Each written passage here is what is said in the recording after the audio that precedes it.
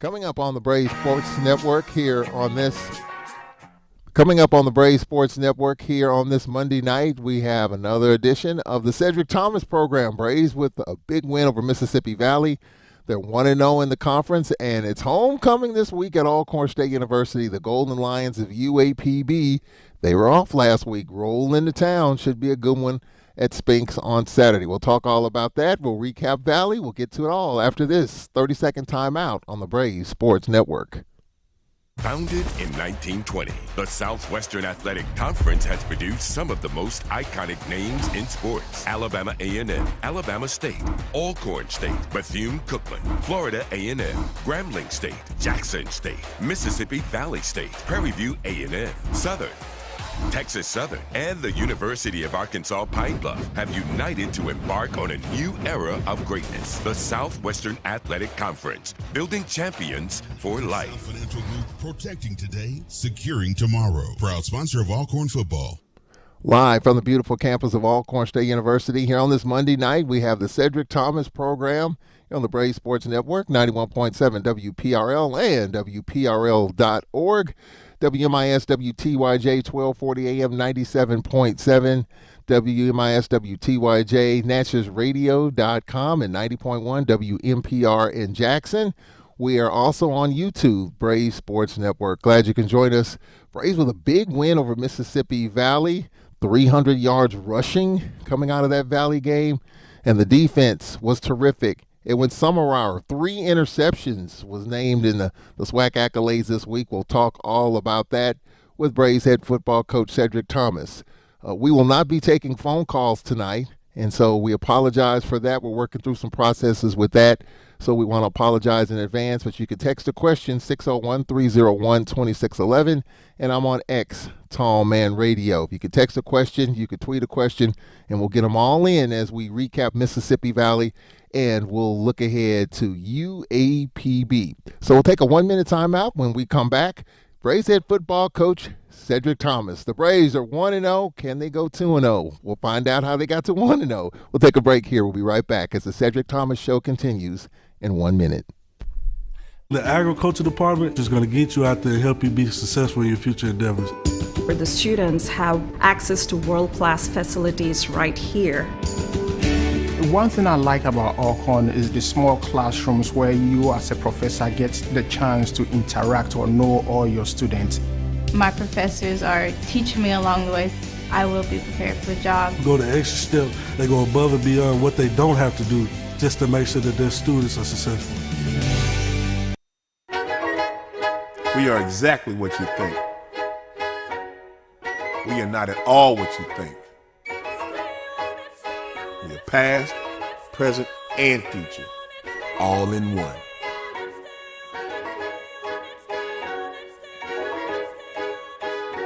Because the best way to honor our history is to make history. General Motors, honored to sponsor the Southwestern Athletic Conference.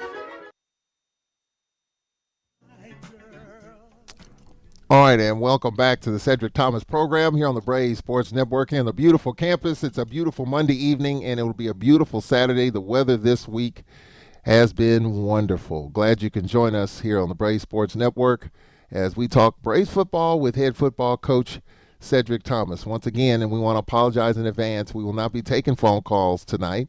And you can text a question, of course, 601-301-2611. And you can tweet a question. I'm on X, Tall Man Radio. As we recap the Valley game, we'll look ahead to UAPB a bit later on.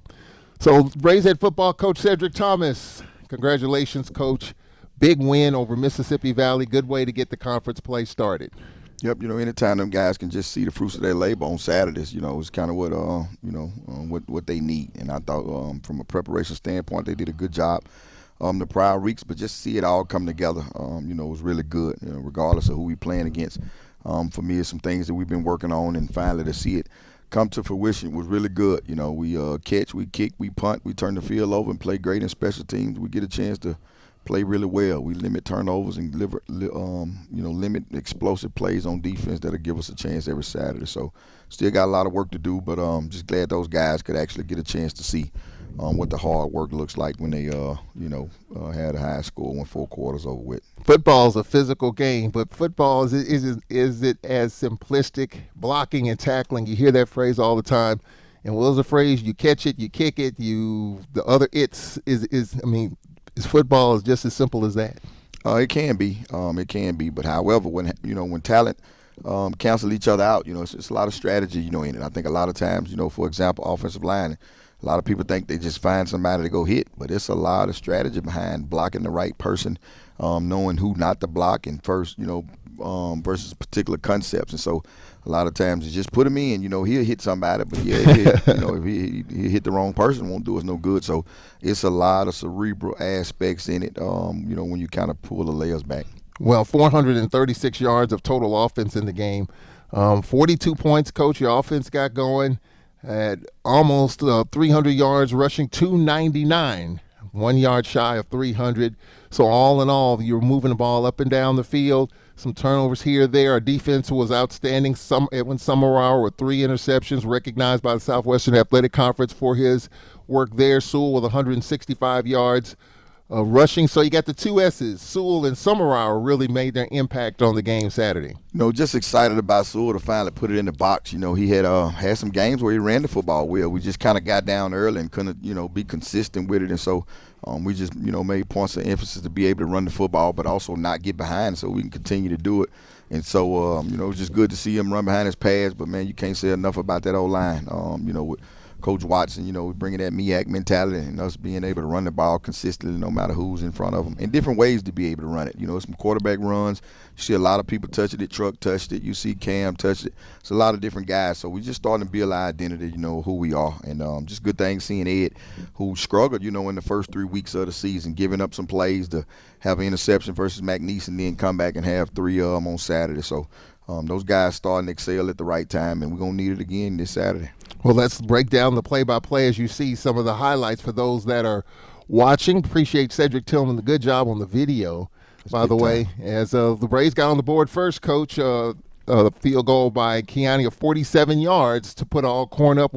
Valley won the toss deferred to the second half, so we got the football to start at the 26-yard line and got 3 out of the first drive. You always want to get some points out of it, but we don't want to get in the habit of just kicking field goals. Kind of sputtered at the end on a particular play, but just good to see we got some points, and I think Keanu is like maybe 9 field goals away of being the all-time leading field goal guy here, and so I guess that's helping him get closer to his goal. And Valley, a couple of defensive penalties that kind of helped us along the way. Yes, they just uncharacteristic doing certain things, and we just got to clean it up. They got to clean it up, and it just kind of helped us matriculate the ball down. So we had a 2nd and 7, an incomplete pass to Damian Jones, who had a touchdown, and 3rd and 7, a 4th down and 7 from the 31, and we got a field goal of 47 yards to put the Braves up 3-0. We got the football, Coach, with 10:22 left in the first quarter. We got it at our 29-yard line, and then out of the no huddle, Xavier Vaughn to Damian Jones for an 11-yard touchdown on a 2nd down and 2 from Valley's 11. He was open most of the game. A couple of high balls, was shaken up on a pass. They'll talk about that 11-yard touchdown. We just try to put it on him early just so he can make some guys miss, with the formation on the edge. And he did a really good job of just getting it and making some guys miss. And so, Damon's still working and getting better. We like his development. He's still a sophomore. Redshirt freshman is getting better every game and every snap. And so to see him get another touchdown is really good. But still got to do some better job on some of those deep balls. He got to continue to run and not lay out so early, kind of misjudged it. But, we expect him to, be better as the weeks progress. Well, we led 10-0. As for those watching, you're looking at Summerauer on some of the interceptions that he had. As we move forward to 6:48 left in the first quarter, 2 quarterbacks that we had to deal with, Coach Williams and Sisk. Talk about that dynamic. I know you saw that on film. Williams, 6'5", 240. You clearly saw as the game went along what they were going to do with him in short yardage, and we actually came up with a big down on downs as we stopped them. But talk about that dynamic with Sisk and Williams for Valley. They just really give you so many problems, with all those quarterbacks, and then one time they was playing three, but I heard, the third guy got hurt. And so we knew we had to have two different game plans for the style of play, Williams, more the physical downhill, guy, and then another quarterback was more of the true natural passer, Sisk. And so we just had to have really good game plans, and the guys was really just locked in, over there just as far as who was in the game. But ultimately, we got to tackle the football better. Everybody in the building knows it. We was points of emphasis with coaches, and also defensive guys, to be able to do that, and that starts tomorrow morning. And so we got to do a better job and clean that up, and then everything else will kind of fall in line.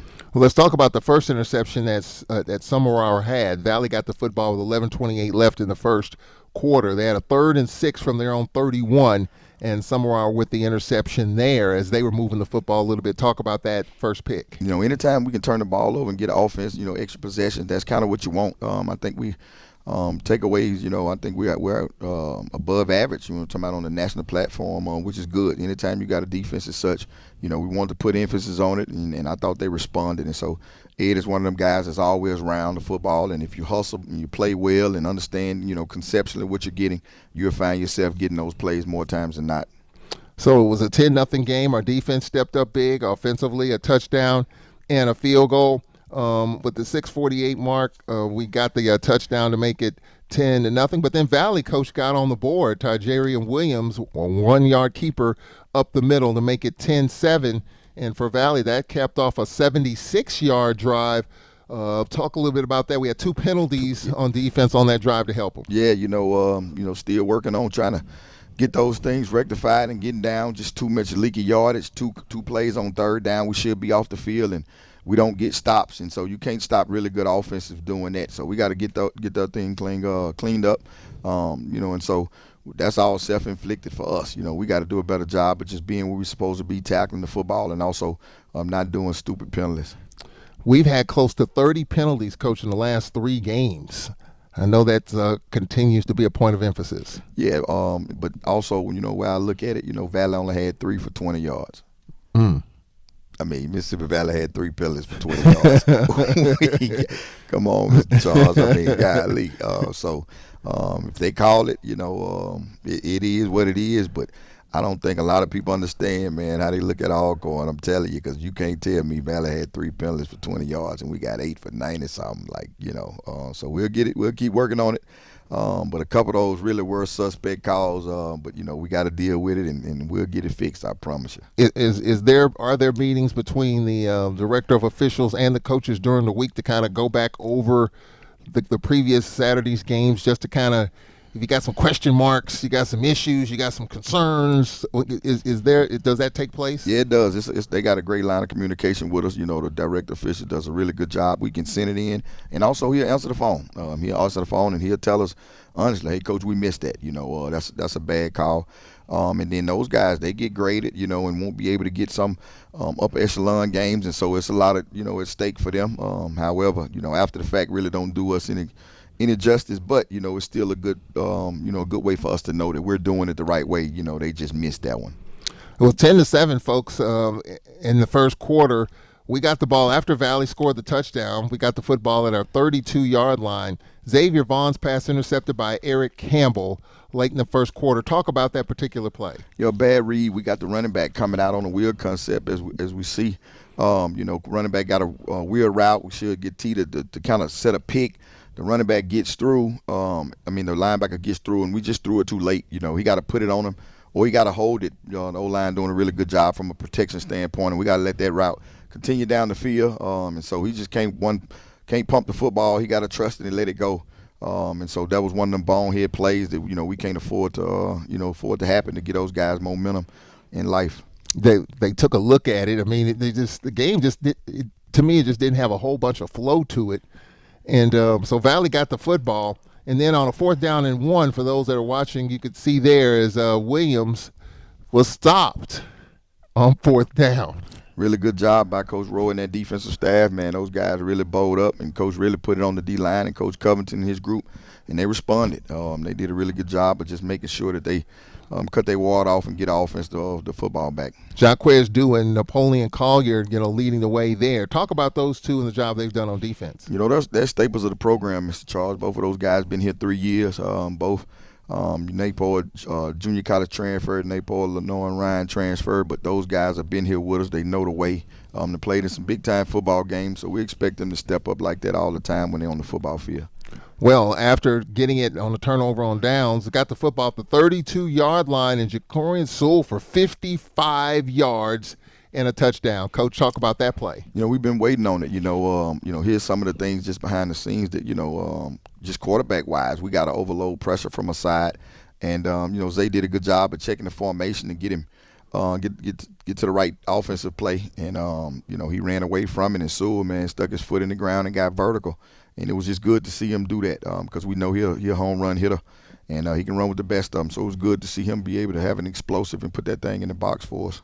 Well, the previous play, Vaughn with a first down run to kind of set that up. We know what he can do with his legs. He's really athletic, got a long stride, and so when defense is kind of stymied us, he know when it breaks down, he can go get extra downs with his legs. So that's always a plus. It was 17-7 Mississippi Valley at that point, Coach Thomas. So after getting it defensively, getting the stop, bowling up, we were able to convert there to go up by 10. Anytime we can, keep a lead and keep guys stymied on their offense, man, that's the brand of football we want to play. We want to shorten the game, cut the possessions down, and, run the football and be efficient. And so I thought we did that for the most part. 9:56 left in the second quarter, Cedric Thomas. We got the football at a 42-yard line and another big play, Sewell for 47 yards. And then Xavier Vaughn finished it off with a 5-yard run to go up 24-7. I told Sewell he can't be so unselfish. He got to score the ball some. He might not get a chance to do it again. But he got to flatten that out. We want to see him score. We want to see him to put that in the box. We don't want to play no extra downs. For the quarterback to kind of pull the ball and then score. But that was a big time run. Here you see he has an angle. He just got to flatten out so that guy can't jump out and get him. And so Coach called his own read. Zay, he saw the end squeeze down. He took his pull read, and then he got in the box. So that was a really good play on the zone read action from Zay. When I see big runs by Vaughn, by Sewell, by the running game, that's a byproduct of the offensive line. And when we get that running game going, the offensive line is blowing people off the football. They're the most consistent group in these 5 games, Mr. Charles. We love them to death, man. They don't get no credit. Nobody really speaks highly of them when it comes to certain things, but behind the scenes and in the room, in the meetings, we hug them up and we love them to death, man, because they don't get a whole lot of credit. But that's by far from week 1 to now has been the most consistent group. And kudos to Coach Watson, man. It's just that MEAC mentality. I think I told somebody else. That's kind of been our missing piece, in the SWAC sometimes, just kind of air raid, throw it around. And so you kind of create a soft mentality.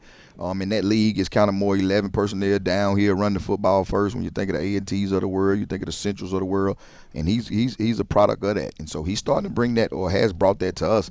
And the guys is taking on it well. Yeah, and I saw even late in the game, Cam Richardson got some plays, some snaps, and there's a picture out there. He pancaked the guy, just put him on the ground. I mean, that's on social media. I didn't see that till a couple of hours ago, so that just shows you the physicality of a lot of these guys up front. Yeah, and also the buy-in, for those guys. We got a lot of guys playing as a true freshman at the left tackle. Jason Pickett, a true freshman, he playing a lot at the right tackle. It's next man up mentality. And so when they put that package in, of course they run things by me. I'm like, Coach, what's wrong with putting all of them out there? All them guys kind of what for what. And that keeps the morale up. Guys want to be able to play as long as they're doing things right on and off the field. We don't worry about how many plays, but, they should be able to get out there. And it was a package that they put together. And so he'll continue to grow it. We'll continue to build that thing, but you'll see that that formation, you'll see that for the rest of the year. Anytime you deal with youth at any position in football, it's always risk reward with that, whether it's the quarterback, receivers. But when you have a young O-line or D-line, the beef up front when you're so young, what's the risk and reward with that aspect of football when you're talking about the beef up front and just trying to get those guys to work in tandem? That's a really good question. putting them out there, too young. It's such violence inside because that's one position that they're going to get touched or they're going to touch somebody every single play. I don't care what the play is. In that O-line and D-line, you're going to get your hands put on you. And if you're too young and you're not ready for it, mentally that'll put you, that'll put you somewhere where you don't need to be. You got a Sterling Ship over your head, a Darrell over your head, and they just whooping on you. And, a lot of kids' confidence, man, it'll really be shot. And so, sometimes being young and not understanding, all the nuances of the blocking schemes and everything go together. It's just hard to get a mesh. But Coach Watson has done a really good job of infusing the younger guys with some of the older guys, and so you see us more like ballet out there. Those guys on one accord, and the same thing defensively. You run a formation like we did, on a lot of D lines, and that just takes a kid wheel out, and all of a sudden football ain't as fun no more because they do all the pass rush moves and they do all the bags and the drills, but in them trenches. That's a grown man's football, type plan. How long does it take typically for a lineman or line to gel or a lineman to kind of get it figured out? At least a semester, at least going through the spring. It's going to be hard to get 5 of those guys, with you reporting in June or July and being ready to play at a high level, come September. Just because, defensively you get so many different looks, all these blitzes and all these concepts that's coming at you odd front, over front, even front, and they got to sit there like Voltron and be one piece and be able to shield the most important person, on the field, and then the second most important person, which is the running back. So it's going to take, 5 months of a good spring to be able to get it together, and that's, without live action, and then the live action, it just comes for a feel of them guys kind of playing. And so I'm just so proud of the consistency that those guys have been doing. And my first meeting was, to tell them, hey, look, ain't no they off limits. It's only a certain amount of people get to say anything to them with my consent. And so, like I told them, we're going to praise them when they do well. When they do not so well, we're going to be still, right there telling them, hey, this is what we're going to do. But I'm expecting them guys to play at a high level, and they responded. Well, the Braves responded early with a 24-7 advantage, and then Valley with the touchdown to make it 24-14. Fant with a 10-yard run. It was 24-14, and that was the score, Coach, at the end of the first half. And Valley was getting the football to begin the third quarter. So we talk about a 2-for-1 in basketball, but in football there's a 2-for-1. You get the ball late in the first half, then you get it to begin the second half. And I thought that was a critical moment or moments in the football game, how we were able to do a good job in keeping that momentum from really building. Yeah, that's a major part of strategy. You get some guys that know that, and they'll strain that ball and dry that ball out, take the air out of it, knowing that you can't get another possession, knowing that they're going to get it after the half. And so we had that in the back of our mind when you see us, with them last couple seconds left trying to make a play and try to get some points before the half, knowing that they get the ball back. And so, that was the point of emphasis going in at the half, that they get the football defense, you get to set the tone. Hey, and let's come out these first 5 minutes to dictate the rest of the game. Well, Valley got the football with 2:28 left, Coach, in the first half, and they got it at their 34-yard line. But Andrew Smith with a big interception to kind of, thwart the momentum late in that first half. Yep, old man Drew. He's been here seemed like forever, man, and he made a big-time play. Kind of puts in the mind of that Bethune-Cookman interception he had a couple of years ago to kept seal that game, and so I'm so proud of him. Look at that dance. He better get his butt over to that sideline. If he get 15 yards out there, he ain't going to be back out there dancing. Well, let me ask you, speaking of that, and of course we had the picks.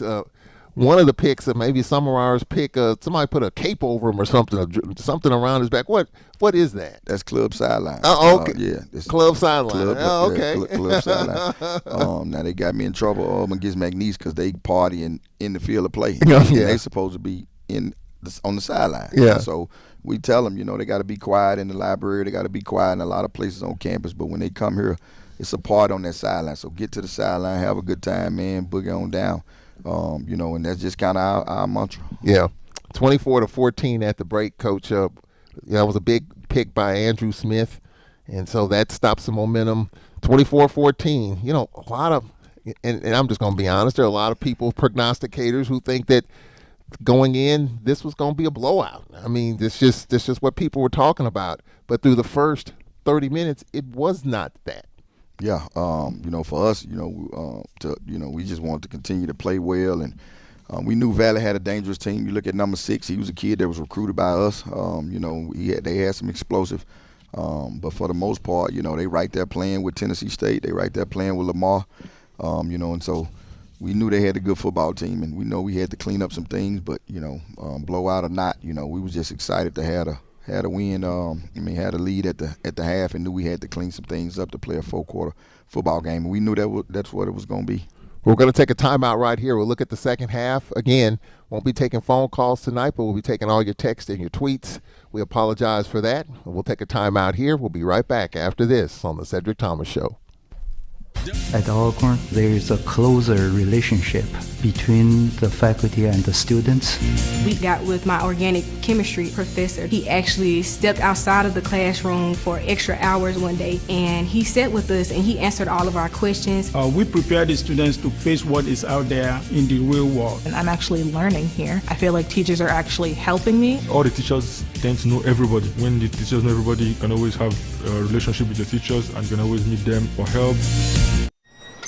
Can I get the now bar, please? $1. Have a good one. Got it. Hey, what's going on? Hey. Let me get a now bar. Sure. $1. Appreciate you. Got it.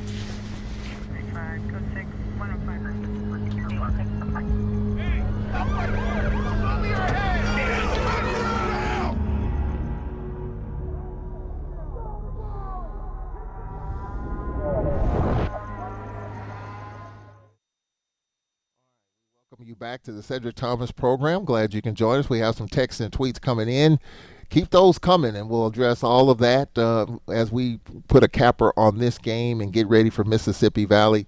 All right, so Coach, in the third quarter, it was 24-14, and we got a touchdown and a safety. We had a five-run inning there. Just talk about the defense able to get pressure, started with the safety, and then a field goal to go up 29-14. Yep, previously we were just talking about, we got to play better on that side of the ball, and I thought they answered the call. We played with a little bit of more sense of urgency. A little bit more sound. Like I said before, we just got to clean up the missed tackle. That ain't our brand of football. So I think once we do that and we tie that bow, we'll be really efficient and be where we need to be. And so I was excited about those guys, just getting back to having fun and flying around and making great plays. Early in the third quarter, on a 3rd and 10, as Valley got the football to begin the third quarter, they won the toss and deferred to the second half. On a 3rd and 10 from their 38, Sisk was intercepted by Summerall once again, trying to stop that Valley momentum. Just being in the right place at the right time. Eddie's always finding that football, and I think the football guys just blessed him with one, at that time. So with that pick, the Braves got the football at Valley's 38, and then Xavier Vaughn with that 1-yard rush, a 1-yard loss there, and we on a 4th down and 1 from Valley's 3-yard line. As you look at some of the highlights there, and there was that pick. But then we got the football, Coach, 4th and 1 from Valley's 3, and couldn't get it. Yeah, as soon as the play happened, I'm asking the guys upstairs, how close is it?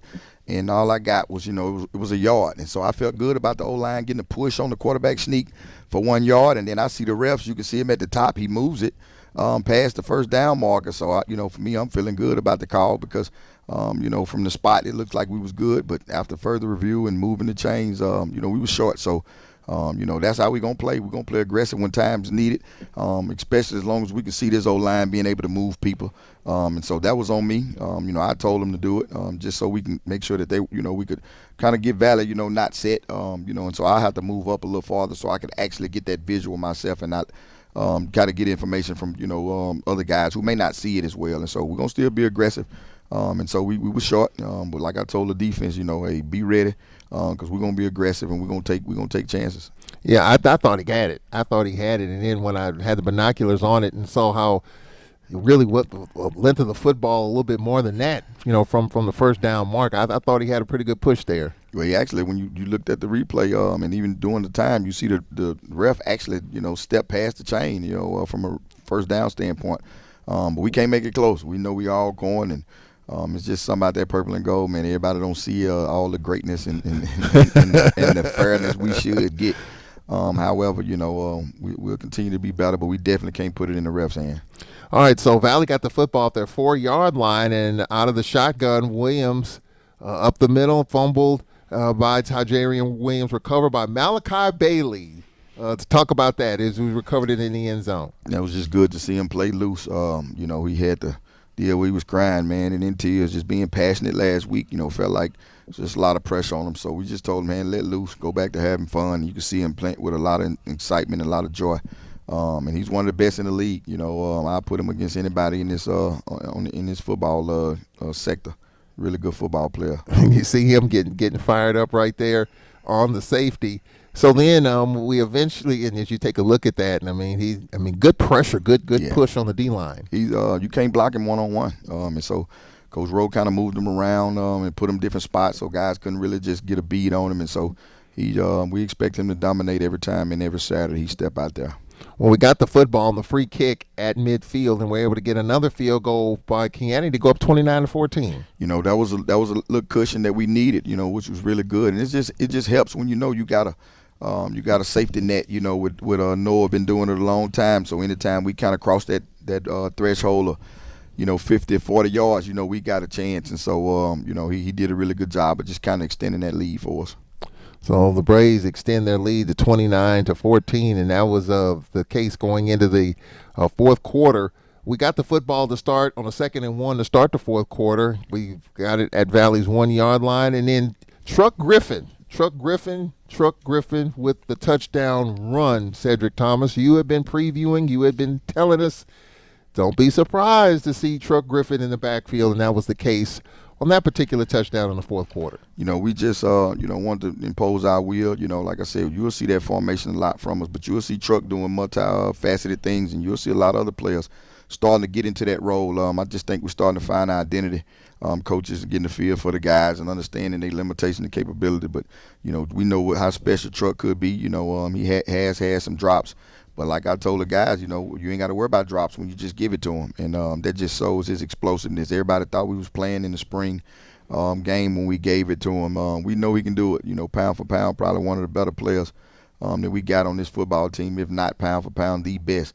But look at that old line, like you said, Cam Richardson out there running around, having fun, blocking people, knocking people down. DK doing a really good job, and so that's that's a lot of beef right there in front of you, Mr. Charles. I think the highway patrolman was shocked to see Truck Griffin. He was standing right down the line. For those that was looking, he was looking at it like, wow. But somebody was asking me the question about they may be concerned about the physicality of Truck Griffin running the football, taking that pounding at that running back position in those moments. Are you concerned about that? Now, Truck got about five more months, and his football career may be over. So is that he wants it. He can take it. They need to be worried about Truck hitting people because that's how violent Truck runs and how he plays. You see the screen against Edward Waters, how he pushed them kids down. You see him on the perimeter blocking for people. And if they don't remember, Truck was a tight end that at one time, you talked about at media day, all he did was block defensive ends. So it's I ain't worried about Truck. I'm worried about everybody else trying to tackle him. Well, with that run, it was 36-14, and then on a 1st and 10, another pick by Summerauer. Just give us kind of a story of him and how he's been able to grow and develop. Of course, he's one of the players of the week in the Southwestern Athletic Conference based on his effort on Saturday. All going through and through, Mr. Charles. Him and Malachi up in Kansas playing, junior college football. When I get here, he's in the meeting room, but he's a walk-on. Didn't have any scholarship. Just said, Coach, man, I'm going to earn my way. And he busted his tail. He worked to earn not only a scholarship but a starting spot. And so he's been starting for the last 2 years for us. And I'm just excited for him, his family, talking to his dad, in some that's a heck of a catch, too. Yeah, big time. He played running back, at Murray State, before he transitioned to DB here. So that's a Division I transfer that, chose Alcorn. But, to pay his own way for a whole year says a lot about, him and his commitment. And so we was blessed enough to take the financial burden off for him and his parents and just talking to his dad, man. We had a really good, intimate conversation. But, Ed will be one of them guys that he'll always be coming back. You'll see Ed, after his NFL days, if he make it or not, you'll be seeing him for a lot of homecomings around here. We had a heck of a night, a special night against Mississippi Valley. So with that turnover, we got the football at the 41-yard line. Maurian Blakes for a 4-yard run, Cameron Stewart with a run. Then you brought in Trey Lawrence in at quarterback. Talk about that. Trey is probably our best natural passer, and we love the way he spin the football, and he's worked himself back into mode to be able to do some things and understanding the system. When you look at from a veteran standpoint, he's the only one besides Xavier really just got game experience, and so we want to just kind of get him back in the fold, and be able to throw the football around, and do some things. But the whole playbook is open because you see him on the power read, run the football, and see them little legs get to moving up and down. But it's just good to see him go out there and play. Trey was got a big win against Prairie View a couple of years ago, and also played his tail off against Jackson. And so he chose Alcorn. He's been here the whole time, and had some guys just come in, and leapfrog in front of him. But he stayed committed, stayed convicted. Never whined and pouted. And so we expecting Trey to just be ready. just like all the rest of them. You one play away, and so it's a place for him. And we're gonna continue to groom him and grow him and make sure he's ready to when his number's called. Well, the last touchdown for the Braves was a touchdown pass of 16 yards from Trey Lawrence to Diablo McGee. Talk about Diablo McGee, man. He's getting some more catches of late. Yeah, well, he's been hurt. He hadn't played since week 1, and so a lot of people was screaming recruiting and us not going to get older wide outs, but they here. It's just he was banged up, and you see the product of him being healthy, catching the football, first game, really just getting a live bunch of action since the Vanderbilt game. So he's coming into his own. We expecting, him to really mesh with these guys, when Tyron get back and all the guys, man, they just growing up. And so he's one of those pieces that we know we need, and we're going to get the football to him. And Alcorn faithful, they'll know who his name is a whole bunch. Well, the Braves put the capper on the win 42-21, and Valley got a touchdown late, Coach, and they recovered an onside kick and all that. They got a touchdown late and a late onside kick. I know you want to finish the thing the right way. You want to just kind of take it off, but Valley kept playing and kept pushing to the end. Yeah, I was like, Kinfolk, man, run the ball so we can get out of here. But it was good to get some scout team guys some work. We pretty much played every defensive player that we had. Every last one of them pretty much played. If not, it was 95% of them, unless some other issues going on. And so we continue to grow depth. And I told Coach Rowe, don't worry about the stats. The only stats that matter is opportunity to play, grow, and get better. And so we put some guys out there, seen some things out of some of the walk-on kids, and also some scholarship kids who hadn't been playing much. And you never know with this season how physical it gets. Those guys may be playing some minutes for us later on. Who on the scout team that what we've seen with all these games, whether it's Edward Waters, whether it's McNeese, UAB, Vanderbilt, as we get into swag play, I mean, you anticipate these games are going to be highly contested. You hope not, but that's probably not going to be that way. Scout team, some guys that are getting some reps that you may didn't anticipate getting reps, that's kind of stood out for you. Dylan Crowell, Mr. Charles, has made the punt team 1,000 years better. He has been amazing. Started, I think maybe 2 years at back catcher on the baseball team, and but never had a chance to go through a spring. I don't think he ever went through a spring in football because he always was playing baseball. And so he's committed to football. We're going to, up his scholarship, but, man, he has done a tremendous job. We hadn't had any failures. You look at that punt team now. We punted. He the first one down, taking the shot, doing a really good job. So he's doing an excellent job. Muhammadu, linebacker out of Memphis, he's doing an excellent job growing up. He's getting better. Had some tackles, in those last 7 to 8 minutes. So those guys, defensively has done a marvelous job for us and continue to get better. Abe, big time left tackle. He got in from Florida. Those guys going to be the future. Scholarship kids is just down there right now because we got a couple guys, in front of them. But we expect those guys to really produce when the time's fitting.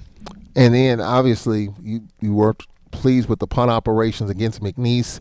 Franklin Rogers, 3 punts. Talk about that operation. He catch it, kick it, we go cover it. I'm still baffled behind the McNeese game. Mr. Charles, the ball goes right through his hand, and we worked that every single day. And so I just couldn't risk, putting Eli out there at the moment. And Frank caught it, he kicked it, turned the field over, and we covered it. And so I think if we can do that, defense, can get out and go play. That just helps not only the morale, but it just gives us a better opportunity of being successful and winning. Braves get the win by the final score 42-21. We're going to take a timeout. We'll get to all your questions. Again, you can text the question 601-301-2611. And on X-Tall Man Radio, quite a few of those have come in. We'll get to them coming up. We'll look at the SWAC, and we'll look at UAPB coming up as the Cedric Thomas Show rolls on. We'll take a timeout. We'll be right back. Honey, what I think you need is a socket wrench. I played JV basketball. I'm sorry. I don't think it looks right. This is good, and it's all good, baby. Is it really all good?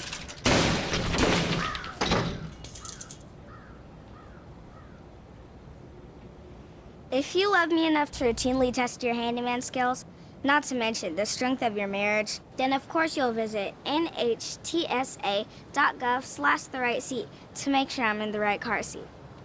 I'm gonna call my dad.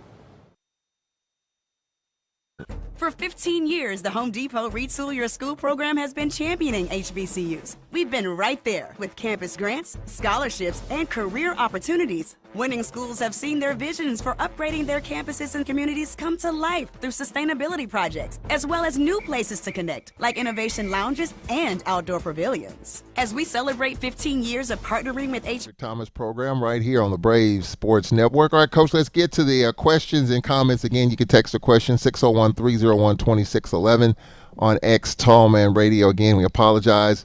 I won't be able to take any phone call questions tonight, but a lot of questions have come in through X and on the text line. The obvious question, Coach, people were talking about, hours after the game, Trey Lawrence coming in as the backup, and you talked about 1 and 1A at the quarterback position, Vaughn, and then obviously Tyler Macon. Talk about the decision to bring in Trey Lawrence and where Tyler Macon sits. Right now we just we're trying to just get the best person to fit what we need at the moment. And so Trey, when we look at from the experience standpoint, he's played and he's worked his way back in the rotation to at least be able to go out there and play. And you do everything you're supposed to do on and off the field, and the time permits. You get a chance to play. Rod played. Everybody played pretty much except Chris right now. And so it was a time for Trey to get out there. I owe it to him to be able to do it. And so Mako, you'll see him this week. He'll get opportunity. You'll see him in all different type of phases. We still got some things for him, and so he's not. He hadn't done anything to where he's not warrant to play. It just wasn't fitting for him to play that first half of last week, and so we talked to him. A lot of things in house that I got to keep tight to the vest. To protect them and protect myself, and so we don't have a problem with what we got going on with those guys. But you will see Mako. He'll definitely be out there in a lot of different phases because we know he can help this ball club, and it's our job to put the guys in the best position to be successful.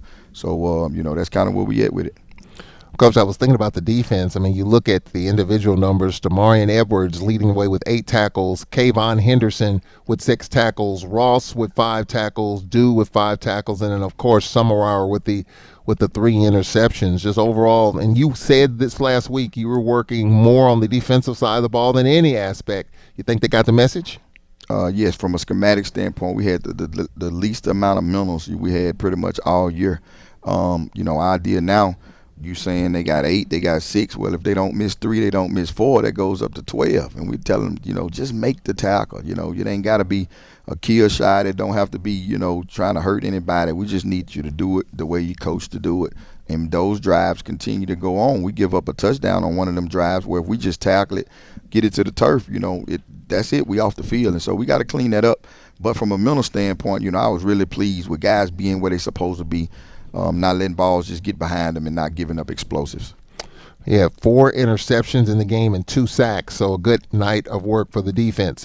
All right, as we look at some of the questions that have come in, Coach Thomas, obviously Valley could not adequately stop the run, but going forward, what must we do against teams that can stop our rushing attack and our passing game? Just talk about that. They believe that our passing game it's got a lot of work to do. Yeah, we most definitely got to continue to work on that.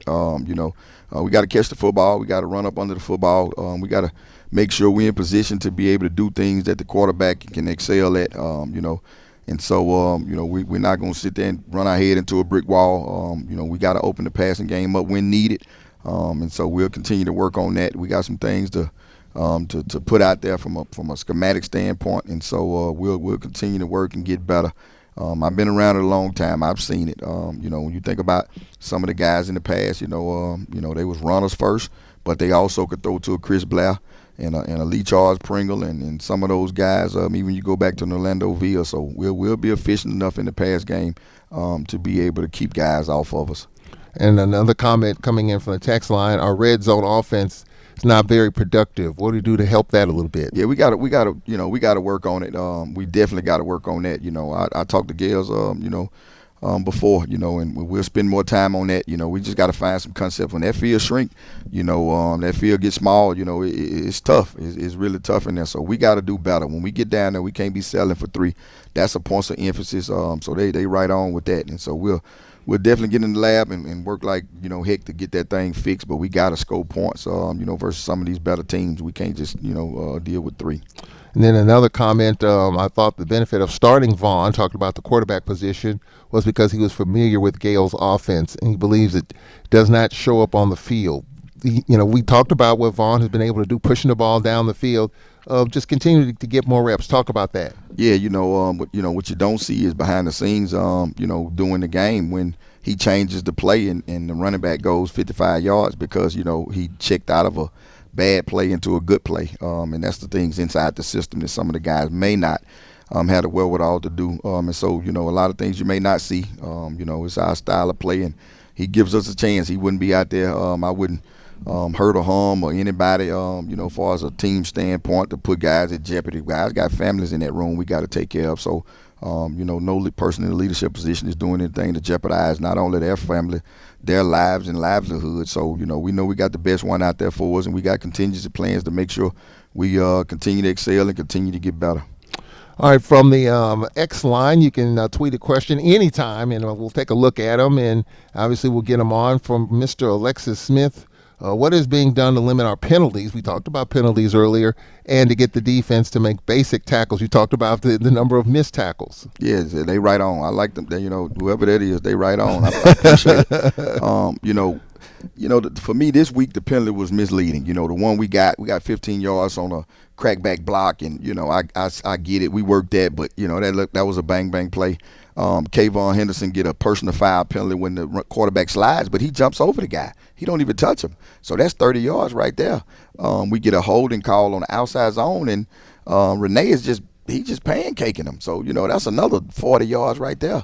But to say Mississippi Valley got 3 penalties for 20 yards, come on now. And that's my kinfolks. He's doing a really good job over there. But I just wish you guys could just hear what the refs say in a lot of these situations. So I guess I'm going to have to cut up and, kind of put on the show, because some of this is getting out of hand, just from that standpoint. But I wasn't as mad as I was the first 2 weeks behind the penalties, because when you go back and look at it, you can't get mad and be fussing at them kids for those penalties that really, it was just bang plays. From the text line, 601 301-2611. Coach, I'm excited about our first victory against Valley this past Saturday. We looked really good.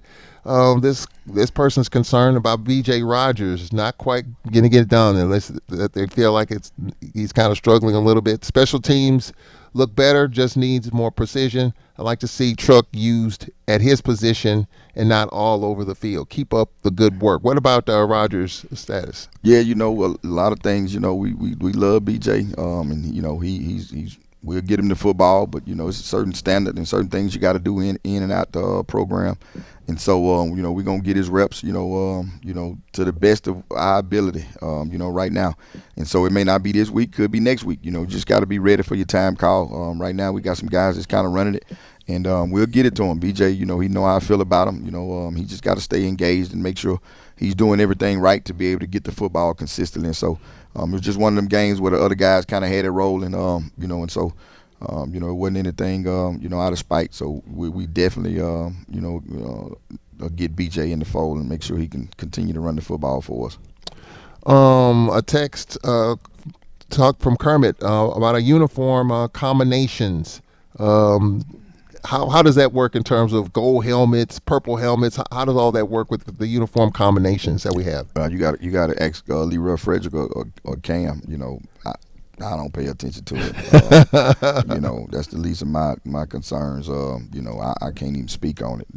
Yeah. So all I know is tomorrow's club is there if you want to invest, and I guess they can buy some uniforms, but I can't even speak on it. I don't know. All I do is say, let's go out and play. Let's be efficient in what we're doing. If the uniforms were scientifically proven to make us play better and stop dropping punts, Mr. Charles, I promise you I'll go buy them out of my pocket.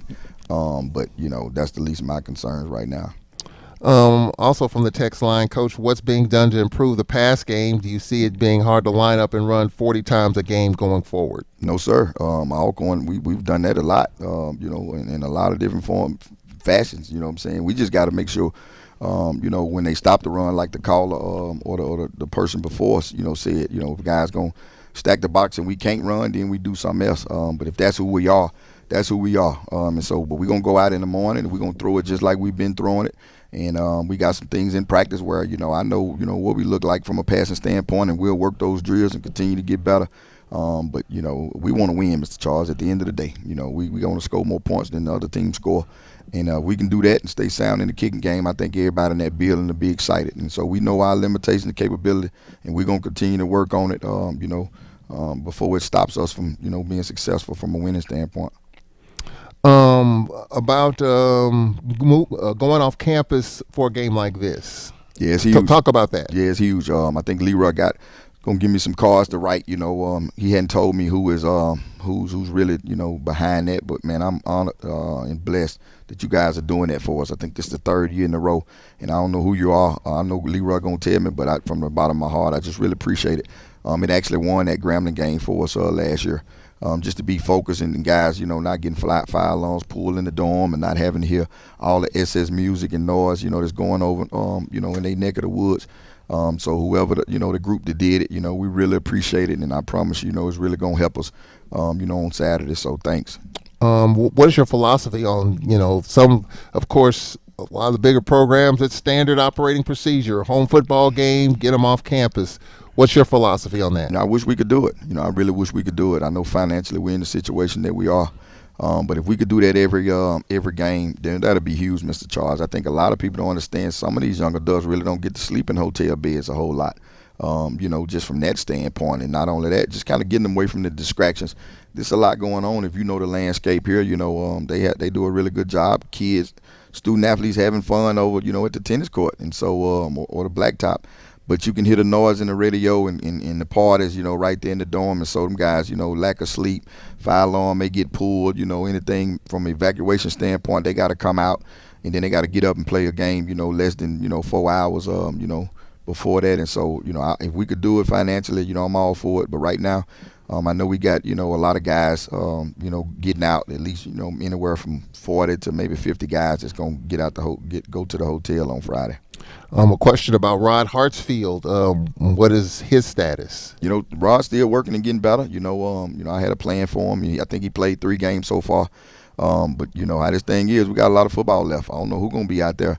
All of them one injury away, so they just got to continue to work, continue to get better. Rod know how I feel about him. He come in and talk, and everybody, understands, what we doing and why we doing it. But Rod is dear to us, and we know, he can help us. We can only put one of them out at a time out there. And I think right now, besides Chris, all of them has played. And, so we're doing our part to make sure that those guys get opportunity to play, in certain situations. And so we know, how that position is, and getting the credit and also all the backlash behind it. And so we're going to put the one out there that's going to give us a chance to win, every Saturday. The Braves get it done against Mississippi Valley, 299 yards, rushing 7.3 yards per carry. And the Braves with over 400 yards of total offense in the game and trying to keep that going again against UAPB. Coach, there was a moment in the game that I saw Saturday. You were on a knee talking with Samuel Edison. I mean, just talking with him, just trying to get on the same page. I thought that was a very poignant moment. Talk a little bit about that. That's what I signed up for. All the wins and losses is cool, and who playing quarterback and who ain't playing quarterback, I can take it. But at the end of the day, it's a servant. I'm a servant for these young brothers, and they go through a whole bunch. And so that was just one of those moments where he was going through something, and I wasn't going to wait for the locker room or, in private or whatever. He needed me right then, and I had to be there for him. And so I'm blessed to have him on the staff, really good football player, just going through some things, and a lot of those guys in that building, go through things, and we got to be there for them. Football is huge, but it's not the main thing of their existence. And so we just had one of those heart-to-heart that I felt like I couldn't wait to the locker room. And so Sam going to be a really good football player. He's going to have a good week this week, and we're going to need him to stop this quarterback from running around at UAPB. We're going to take this time out right here. When we come back, we'll take a look at UAPB homecoming here at Alcorn State University. You hear coaches at every level, high school, community college, college, talk about the week of homecoming. Is it for the players? Is it for the fans? It's for everybody. But you got a football game to get ready for. So we'll get Cedric Thomas's thoughts on that, and we'll look ahead to the Golden Lions. They were off last week, played a tough game against Tennessee State, actually was in the game through the first quarter against Central Arkansas. So we'll talk about that when we come back after this timeout. We are exactly what you think. We are not at all what you think. We are past, present, and future, all in one.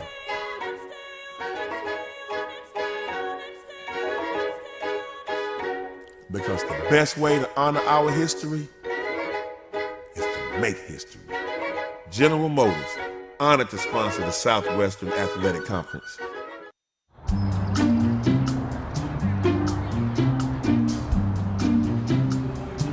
Don't worry, 74 people were picked before me in the NFL draft. To fight childhood obesity, United Way and the NFL are helping kids play at least 60 minutes a day. Okay, time for the team obstacle course. Yay! What this place needs is more healthy kids. To get involved or donate, go to unitedway.org/play60. Now I get it.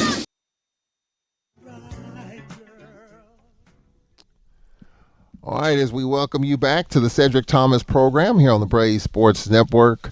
Again, apologize for not taking calls tonight. Got to work through some processes with that, and I apologize for that, just being perfectly honest and transparent about it. And we'll get back to that at some point in time. So we apologize once again. I know you want to love to talk to Coach Thomas, but got to work through some things with that. So that's on me and the network to kind of figure that out, and we will do just that. So we apologize for that. Coach, you look at the games around the conference. I think some teams got off the mat Saturday. Jackson State got off the mat, and Prairie View got off the mat with a big overtime win, 5 overtime zany game against Grambling. It just shows you in these conference games, I mean, Prairie View, they couldn't afford to lose a third division game, a third conference game. They couldn't afford that if they want to repeat as Western Division champs, but some teams playing hard and some teams getting off the mat. Yeah, that's it. There's next game, next snap mentality. And this league just got so much parity in it from top to bottom that you got to bring your A game, every Saturday. You can't let a loss, lose the next game for you. And I thought that's a really good job by those coaches, making sure that those kids are prepared to be able to focus in and get those wins. But 5 overtime, boy. Man, that's a long one right there, man. Golly, that's a lot of football. Yeah, Prairie View was down for an 8 count, and then they got up off the mat, and then they found a way to win the fight. So that just shows you where that goes. But I think the Wild Wild West is shaping up to be just that with the way things are going right now. I mean, Grambling with a big win over Jackson State, then they lose to Prairie View. So you never know what to expect. And we've got Western Division games coming up, UAPB, Southern, Grambling, and then a bye week. So we've got that coming up, and it begins with UAPB on Saturday. Coach, so let's take a look at the Golden Lions. They lost to Arkansas 173-0 over Arkansas Baptist. Played Tennessee State tough, 41-28 Tennessee State, and then 56-17, a loss to Central Arkansas. It was 14-10 UCA at the end of the first quarter. So what do you see in this UAPB team? Lonzo Hampton in his second season, UAPB guy. He loves his Golden Lions. They play tough. What do you see? A really dangerous offense, man. That quarterback, he's doing an excellent job keeping balls alive, in the building. We call him Baby Kincaid, man. He can make every throw on the board, got a live arm. He's very active, understands pressure. He can set the protection different ways. And so he kind of the spark that kind of gets that offense going. Got some dangerous weapons on the edge. Some guys we've been going against for a while that's really fast, really speedy, that's athletic, and got a really, really good offense that we got to be prepared for defensively. We got our hands full. We got to put really good game plans together. We got to tackle the football, but we got to make sure that we limit the distractions, and we got to know all these guys, ins and outs, from an offensive standpoint. Yeah, Mekhi Hagins, the redshirt junior from St. Louis, Cisco Community College transfer. He's the guy. I mean, I thought last year UAPB just couldn't find a quarterback that can get it done, but it looks like Hagins is that guy. Yeah, he definitely is that guy. The good thing, him and Drew played together in junior college, so we got some intel on him. Some things that we know that he liked, but also the film says it. He's a really good football player, and we definitely gonna have to do some things to cage him, but we definitely gonna have to tackle him because he'll make everybody out there miss and throw at 80 or run at 80.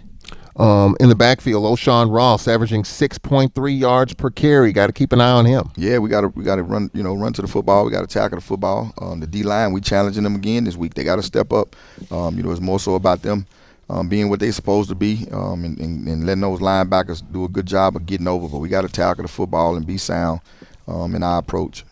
And then defensively, Coach, what do you see in the Lions? Really stirring up front. Those guys going to try to box us in and keep us from running the football. So we got to find different ways to get it on the edge, and still be able to run the football and do some things. But if need be, we're going to have to throw the football. If they putting a whole bunch of them in there, we got to have to, dish it on the edge and throw the ball vertically and complete some of those passes to be able to lighten that box so Sewell and them running backs can have some running lanes inside there. Got a really good freshman corner. Is playing a lot of press man, and so we those guys gonna have to scrap them boots, man, and come ready to work to put some points on the board. Speaking of Sewell, he was named the co-offensive player of the week in the conference and Summerar the defensive player of the week in the Southwestern Athletic Conference. Coach, homecoming, what are your thoughts as head coach? What's the speech to your team? Homecoming is for the fans. It's not for you, at least until about, 5:30 Saturday. What's kind of the speech about trying to block out everything and focus on the game and not all the pomp and circumstance with homecoming? Yeah, they got to Tuesday, pretty much Tuesday evening. After Tuesday evening, if they ain't got it in, Mr. Charles, anything on Wednesday, if I see them out, if they out, ain't no playing football. That's the message. We got to police our own. I told the managers, the trainers, anybody, if they see them out, past Tuesday night, they probably won't be suiting up. That's how important, and that's the message. We can't lose this game during the week. Homecoming ain't for us.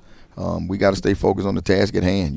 We got to make sure that we're locked in. If there's some things going on, because we got meetings pretty much all day. And so nighttime, we ain't hanging out. We ain't burning that midnight oil, or they won't be out there. And so everybody understands it. That's just it. That's how important it is to us. But we got to police them from themselves. When they get done, like I told them, when you graduate and you come back, you'll have a really good time. But right now, it's nothing like 3 years ago. He and Malachi, when we left that game against Texas Southern, say, man, we lost this game staying out all night. And so we didn't do a good enough job policing them. We wasn't out enough, and so every coach will be out on parole making sure, along with the managers, the trainers, and support staff. I told them, call me right then. If you see them out, I'm getting up out the bed, we coming to find them. But we shouldn't have to do that for a committed football team that understands, hey, look, we want to win. We want to be 1-0 this Saturday or after this Saturday, and so that's the mindset. So you're laying down the law. Yeah, I'm like the kids say, I'm standing on business. And the Braves will try to take care of business on Saturday at 2:00 as they take on UAPB. Of course, we'll have all the action beginning at 1:30 with the Braves pregame show. We're going to talk with Tanner Spearman, a UAPB preview. Want to talk to Summerar about the big game he had against Mississippi Valley. And then we're going to talk to Dr. Everson Martin, the Sounds of Dynamite director at the half. A lot going on with the band and getting ready for this big halftime show that they're going to perform on Saturday. We'll talk with him. So a lot in the hopper, parade, coronation, a lot of stuff going on. And, of course, the inauguration of President Dr. Tracy Cook, all that in the hopper as well. So a lot going on. Hope to see you and hope you can join us. For our producers, Cedric Tillman, Jamario Brooks, I'm Charles Edmond for the Cedric Thomas Show. We'll talk to you next week as we recap this big game against UAPB, and then we hit the road again. Valley, we're on the road there. Got that win. Grambling and Southern coming up, so we'll talk all about that. We'll talk to you next Monday night here on the Cedric Thomas Show. So long.